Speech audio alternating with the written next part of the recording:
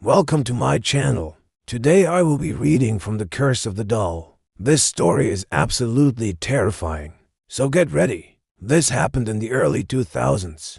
I was looking for an antique doll with my mom for a school project that we were doing. My dad was helping us out by driving us around to these garage sales and whatnot. We went to so many, but they were all pretty much the same thing. Records, old fur coats, and crappy little trinkets. Then we stopped at this one house in a really bad neighborhood. If you could call it a neighborhood, all the houses looked like they were falling apart. The windows were either boarded up or broken, and there were kids playing on the sidewalk who weren't even trying to hide their gang signs. But we needed something for our project, so we figured why not. When we got inside, it was just like all the other garage sales we'd been to before, except for this one weird room. It was like a makeshift museum full of dusty glass cases with some creepy dolls inside. And this one doll in particular caught my eye. She was an antique doll made out of porcelain with painted-on features. Her hair was long and dirty and her eyes were soulless. The lady working the sale said she didn't have a price on it because no one would buy it, but she would take $10 for it. I begged my mom to buy it and she finally agreed. As soon as we got home, I took the doll out of the box she came in and put her on my desk. Then I went back to school to finish my project. I used her as the main subject for it, talking about how creepy she was and how no one had bought her at the sale. My teacher liked it and gave me an A, which was nice. But as soon as I got home again, I knew I had made a mistake. I could feel her eyes boring into me as I tried to do my homework, but I pushed it off and went to sleep. That night, I was woken up in the middle of the night to what sounded like sobbing. Of course, I was scared out of my mind and stayed tucked under the covers until morning.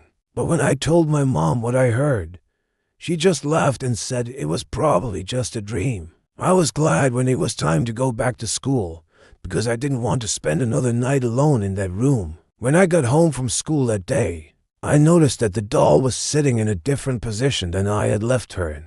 I shrugged it off as just my imagination playing tricks on me because I was so freaked out. I told my friends about her, and they thought it was hilarious. They kept egging me on to prove that she was moving on her own. Little did I know they were in for a big surprise. That night, I was awakened once again to the sound of the doll whimpering.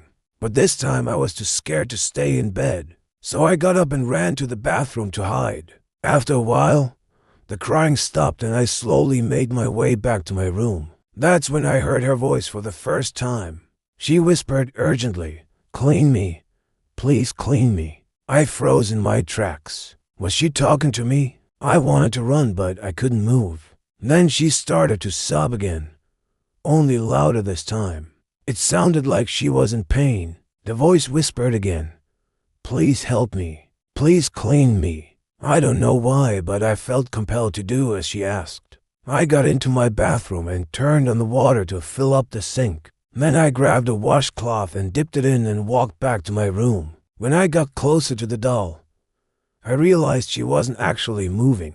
Her mouth had moved on its own to form those words. I quickly backed away from her and dropped the washcloth on the floor. I don't know what I expected, but it sure as hell wasn't what happened next. The doll stood up on her own and began to walk towards me. Her porcelain face contorted into a grotesque smile, and she raised her arms above her head. I screamed and backed away, tripping over my desk chair and landing flat on my face. When I looked back up, she was gone.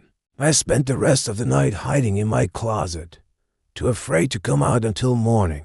When I finally emerged, I searched everywhere for the doll, but she was nowhere to be found. I even checked under my bed, even though I knew she couldn't fit under there. It was then that I noticed the doll lying right under my bed, propped up against the frame. I was confused because I knew that no one else was home. Who had put her there, and why? I knew I should throw her away, but something kept me from doing it. Maybe it was morbid curiosity, or maybe it was because I didn't want to admit that she had beaten me. Either way, I kept her, and that night I heard her voice whispering to me again.